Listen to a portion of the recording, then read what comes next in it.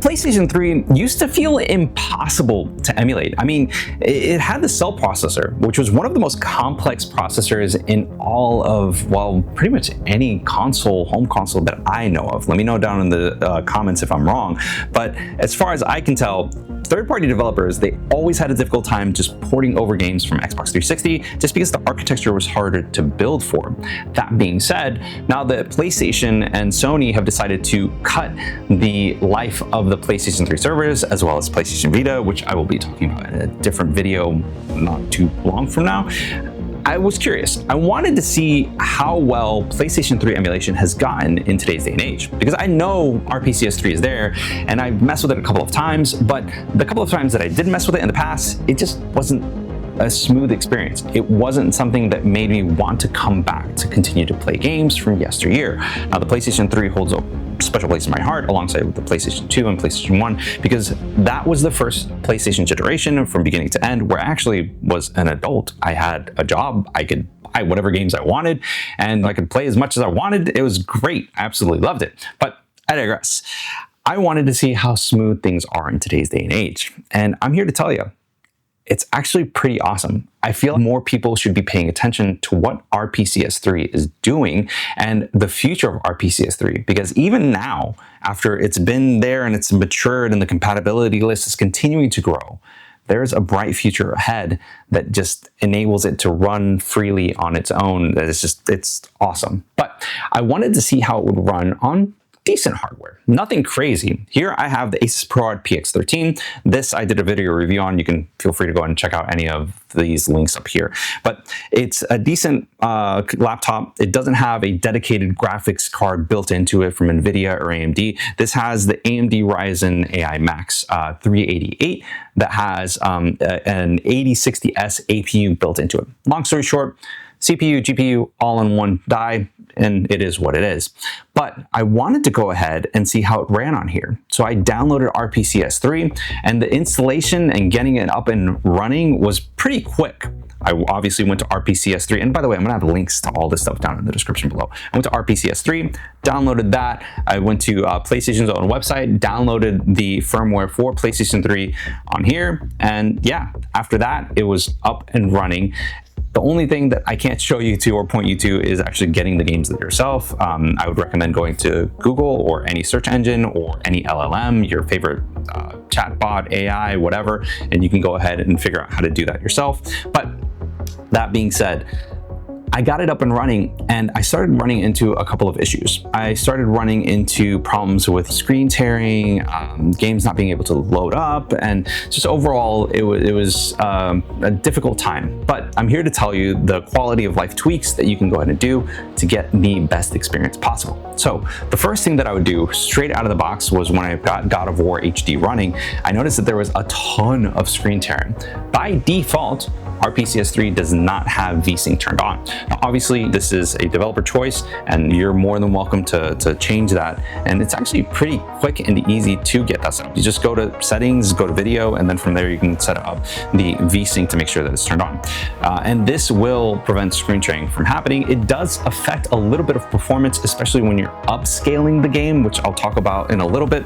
But overall, it was pretty awesome. The next thing that I did notice while I was playing was that, well, it just wasn't that good looking. It was still running at 720p, and this is a 3K screen that's here, OLED, and I was just like, you know what, there's got to be a better way to actually get this scaled. So I want to go ahead and let you know that scaling this is not the default resolution that you find in the emulator itself.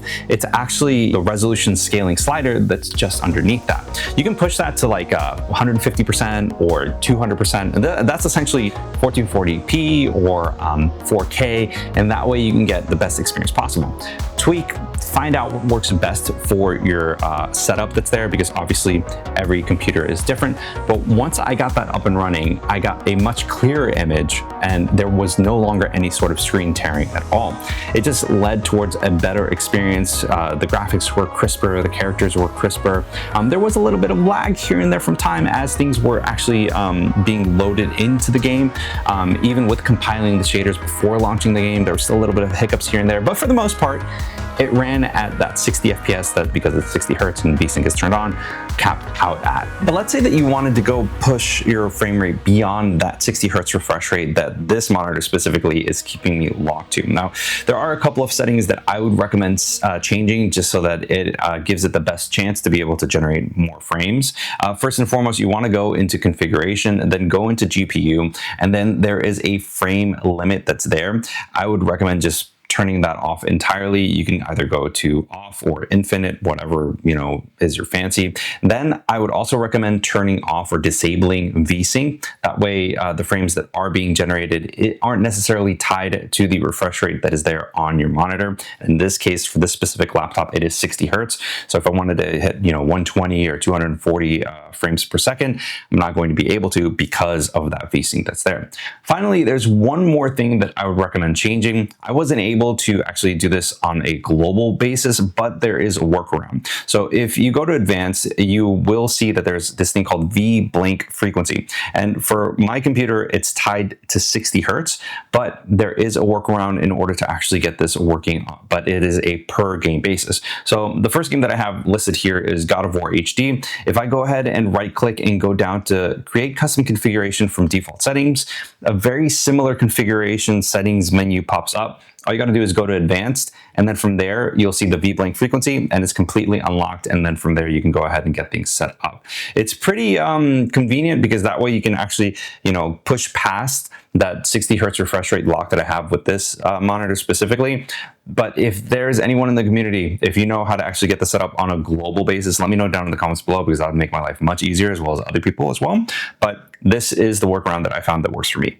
In most games, this will unlock a higher frame rate. You're going to be able to get more frames. Obviously, this isn't going to affect too much of the experience that's there if you're locked at 60 Hertz like I am, but this does increase the amount of frames without taxing or causing any more game logic to happen in the background with the emulator itself. It's run smoothly, and overall, it's just a better experience, at least in my opinion.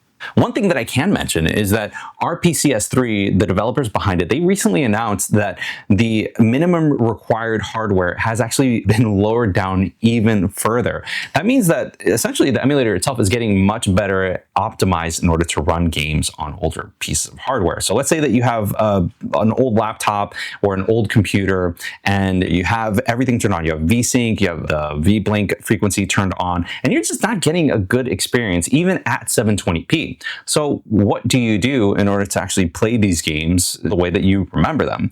Well, you can do something that's called increasing your Spurs Threads. And in order to get to that, you want to go to Advanced Spurs Threads and change it to either 3 or 5, depending on how old your processor is. And what essentially that does is that it helps balance out the processing of the cell processor emulation on the CPU that you have in your hardware. It just makes it much easier and less taxing on hardware. I don't recommend changing that unless you actually have older tech, but for the most part, it does work relatively well for older pieces of tech out there. Now, when you're looking for games online and you find them, there are mainly two different types of files that I would recommend: ISO files as well as PKG files. Now, PKG files, that's essentially kind of like a downloaded version of like a PSN game, essentially. If you were to download it from PSN servers in order to play on your PlayStation 3, that's kind of like the equivalent of that. You are going to need RAP files in order to actually get that, and RAP files, or get that running. RAP files are essentially a license in order to actually play games on RPCN using those PKG files. ISO files, that's kind of essentially ripping the data from a disk and storing that digitally. So it's a very different experience in terms of everything. ISO files don't naturally use PKG or RAP files. You might need to like update a couple of things here and there, which I'll talk about in a little bit, but for the most part, it does get everything up and running using those specific files. So I got everything up and running and I started playing games. I played God of War HD. I played a little, actually I played a lot of LittleBigPlanet. My son and I, we definitely love LittleBigPlanet. So we were playing a ton of that. And then I got curious. I was thinking to myself, I was like, if PlayStation is killing off PSN for PS3 as well as PS Vita, how are we going to play community created levels? How is that going to work out? Thankfully, our PS3 has something that is called RPCN. With RPCN, it's actually a peer-to-peer network that is set up with the emulator. You can play with other people online and do a lot of matchmaking in terms of fighting games, Tekken. If you want to do any racing games, you can do that as well. It just creates this peer-to-peer experience so that you can go ahead and play with other people online.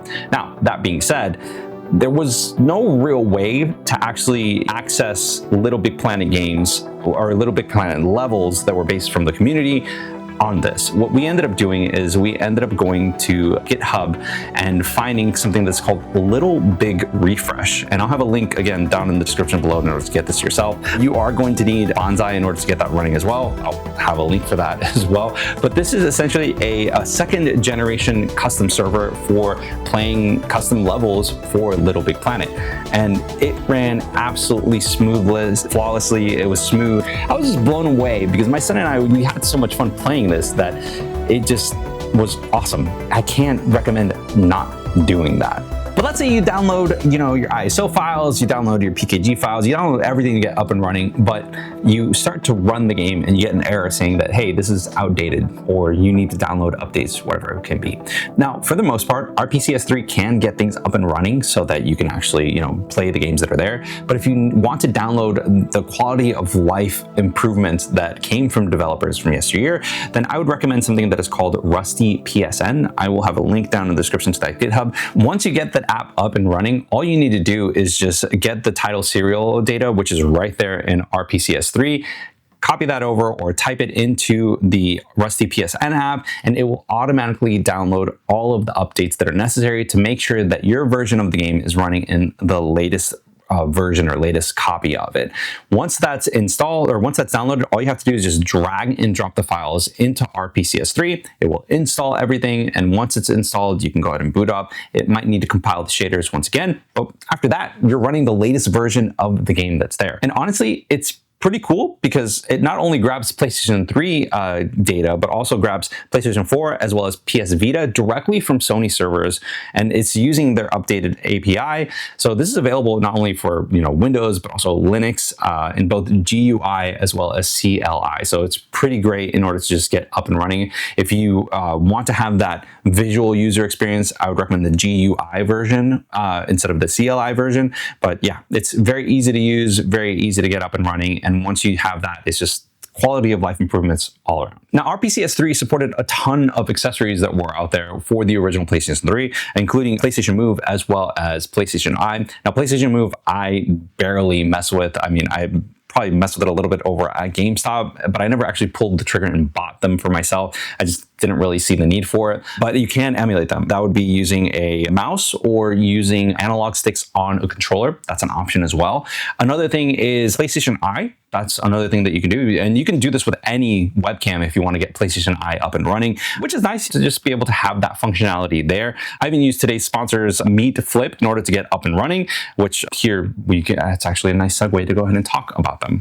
This video is sponsored by Obsbot and their new Meet Flip webcam. This is a 4K foldable webcam that is used for cleaner calls, meetings, and content creation as a whole.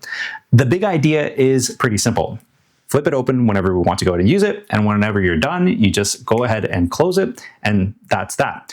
Closing it physically covers the lens as well as put the webcam to sleep. So privacy is built right into the design of this webcam. There's no tiny cap to lose, no wondering if the camera is exposed. Just open it up when you want to go ahead and use it and close it when you're done, and that's it. It records up to 4K 30 FPS or 1080p at 60 FPS, has autofocus, HDR, as well as 4x digital zoom. You're getting a cleaner, sharper image than most built-in laptop webcams. You also get AI auto framing that keeps you centered, plus gesture controls for quick adjustments without touching your keyboard or mouse. And one of the more interesting features is AI Magic Notes, which can transcribe meetings and turn them into summaries, key points, decisions, and action items. You get 120 free minutes included when you buy this. After that, it is a paid feature. When it comes to audio, Meet Flip uses an intelligent dual mic system with 4 different mic modes. So you can tune it for solo calls, 2-person conversations, group meetings, or just get cleaner raw audio straight out of this. It connects over USB-C, works with Zoom, Google Meet, Teams, and major streaming apps, weighs in at just 37.7 grams, and comes in at $119 USD. So if you want a webcam that's portable, private, and a lot smarter than the one that's built into your laptop, go ahead and check out the Obsbot Meet Flip down in the description below. And thanks to Obsbot for sponsoring this video.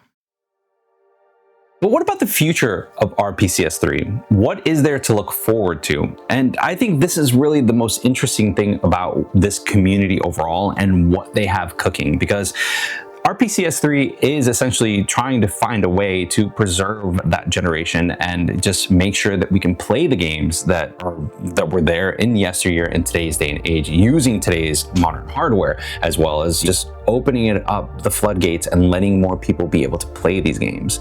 But one of the biggest constraints is, well, Sony themselves. The moment that Sony decides to say, you know what, we're not going to publicly list our PlayStation 3 firmware anymore, we're not going to update it anymore, we're done, we don't want to do that anymore. All of a sudden, it cuts that dependency in terms of the firmware being updated. That being said, RPCS3 and the developers behind that are working on a way to sever that dependency so that we no longer have to continuously update the RPCS3's firmware via Sony, or downloading Sony's PS3 firmware onto RPCS3. You get the drift. At the end of the day, once they cut that, it just completely opens up the gate and allows PlayStation 3 emulation to just run free. At least in my eyes, that's the way that I see it. Once you get rid of the encryption, once you get rid of the firmware updates, once you get rid of all of that dependency on the actual company itself, and you're able to emulate games without that, then yeah, the sky's the limit. And honestly, with everything that's been set up here and how well everything runs, it's honestly amazing. I'm truly excited for what RPCS3 has going on, and honestly guys, I highly recommend you go ahead and check them out. So guys, I appreciate your time. Thank you for watching. Let me know what you guys think down in the description below. And if you want to check out my review of the ASUS Pro PX13, then check out this video over here. And until next time guys, I will see you on the next one. Peace.